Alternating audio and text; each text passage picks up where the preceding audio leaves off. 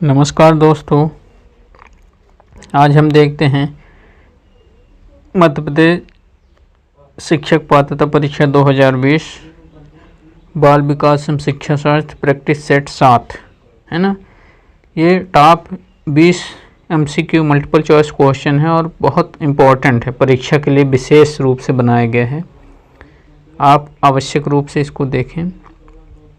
चलिए let's go start करते हैं। पहला प्रश्न है, एक परिस्थिति में अर्जित ज्ञान का दूसरी परिस्थिति में उपयोग कहलाता है। तो क्या कहलाता है?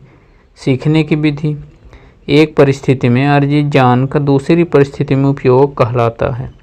सीखने की विधियाँ, सीखने में स्थानांतरण, सीखने में पठार, सीखने में रुचि। तो सीखने में स्थानांतरण होता है ना।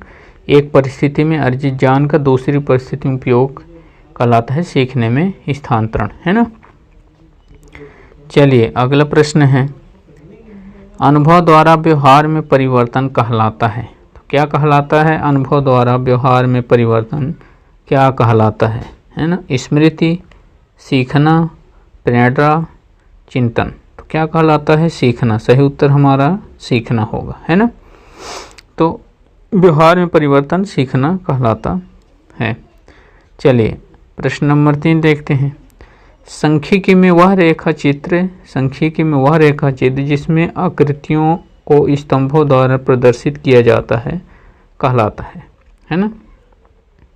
आकृतियों को स्तंभों द्वारा प्रदर्शित किया जाता है कहलाता है। स्तंभ आकृति, आवृत्ति बहुभुज, संचयी आवृत्ति, रेखा चित्र।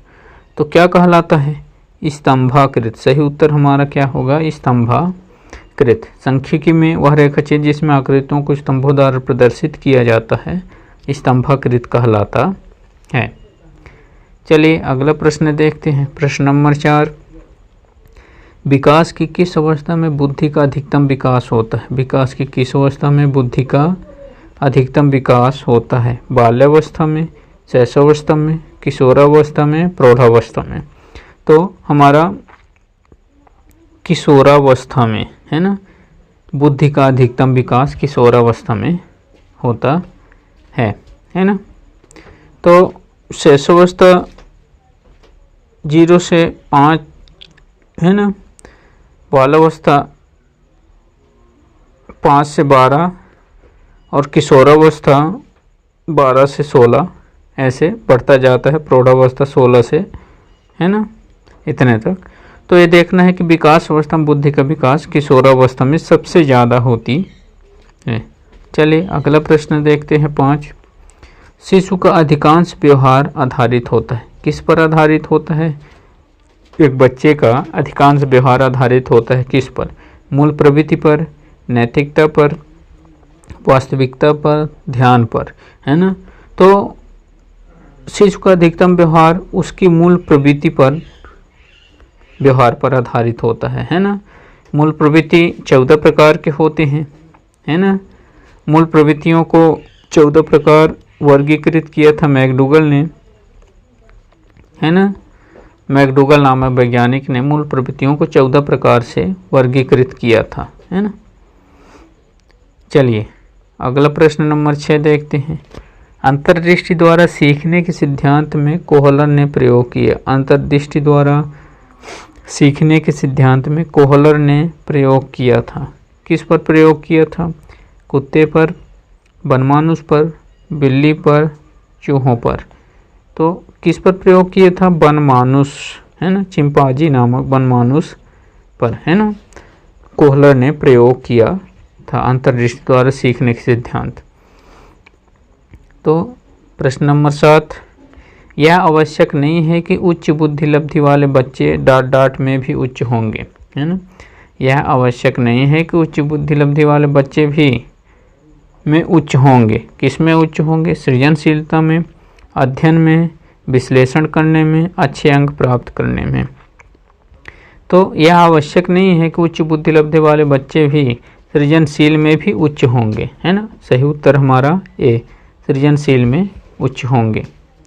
चलिए प्रश्न नंबर 8 देखते हैं। ध्यान को केंद्रित करने की आंतरिक दशा है। है ना।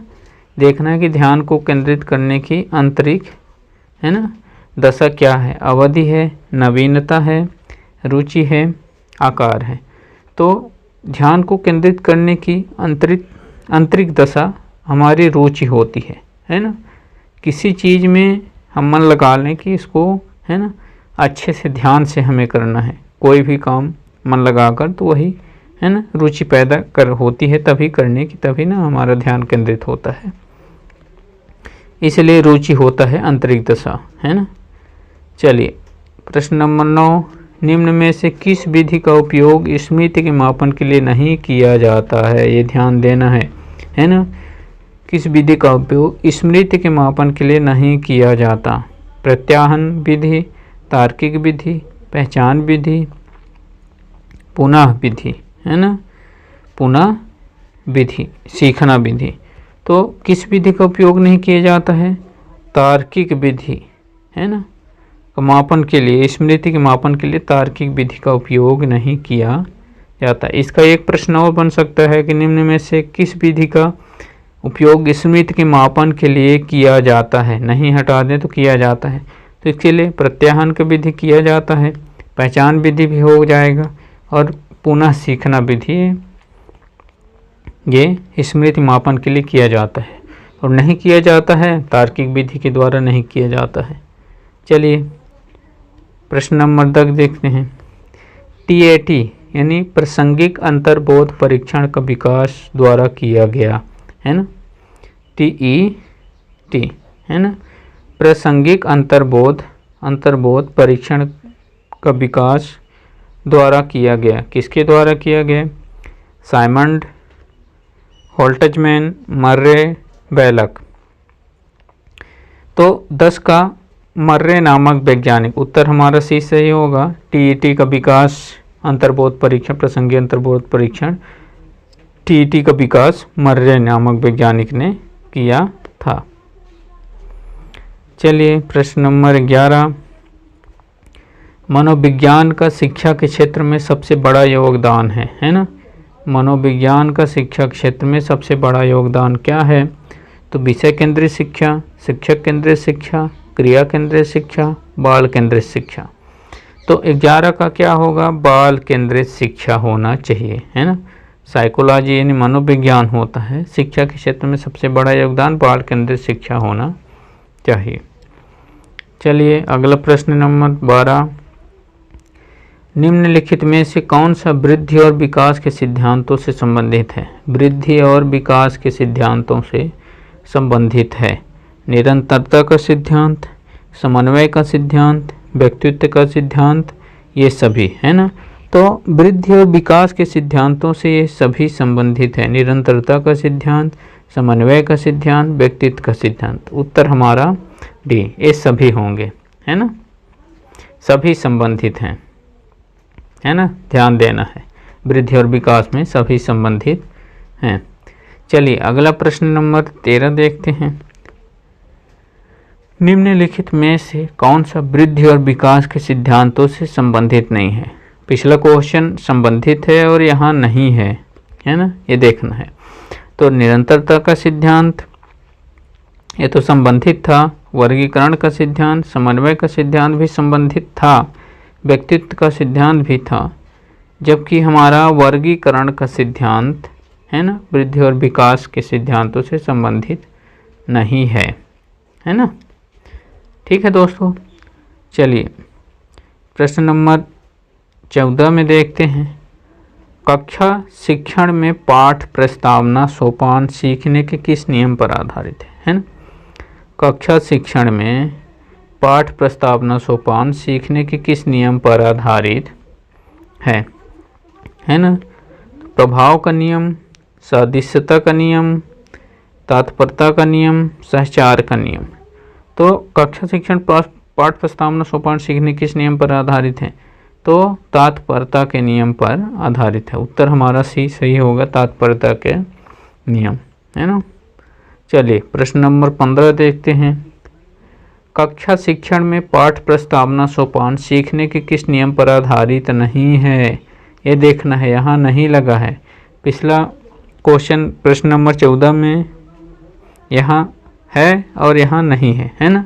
तो प्रभाव का नियम, सदिशता का नियम, ये सभी सहचार का नियम, तो ये सभी नहीं है, है ना। प्रभाव का भी नियम नहीं है, सादृश्यता का भी नियम नहीं है, सहचार का नियम। तो उत्तर हमारा सी सही होगा, ये सभी नहीं है, है ना, सभी नहीं है, है ना।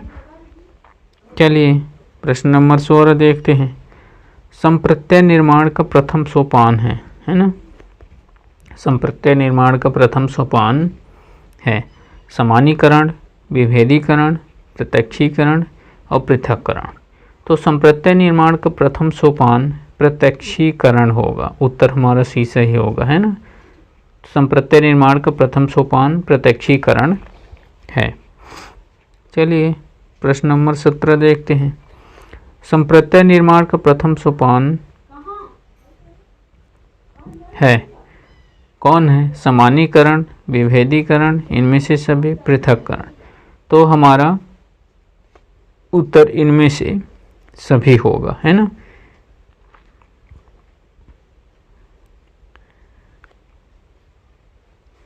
है ना। चलिए प्रश्न नंबर 18 देखते हैं।